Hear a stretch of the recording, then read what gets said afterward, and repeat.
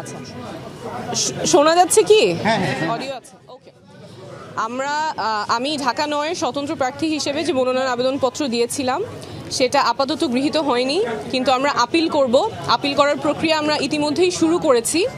কারণ হিসেবে যেটা নির্বাচন কমিশন বলেছে, আপনারা জানেন যে স্বতন্ত্র প্রার্থীর জন্য বিধি অনুযায়ী 1% ভোটারের স্বাক্ষর নিতে হয়। সেই 1% ভোটারের সংখ্যা যা হয় তার চেয়ে আমরা বেশি স্বাক্ষর সাবমিট করেছি, প্রায় 200-র মতো বেশি ছিল। সেখান থেকে ওনারা দৈব চয়নের মাধ্যমে 10 জনের ভেরিফিকেশন করতে গিয়েছেন, সত্যতা যাচাই করতে গিয়েছেন। সেখানে 8 জনের ওনারা তথ্য সঠিক পেয়েছেন।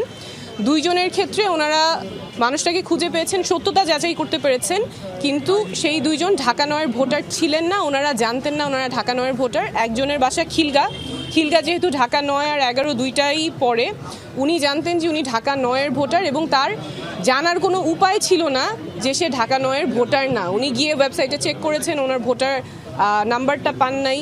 এনআইডি যেটা ছিল উনি জানতেন উনি ঢাকা 9-এর ভোটার, সেভাবে তিনি স্বাক্ষর করেছেন।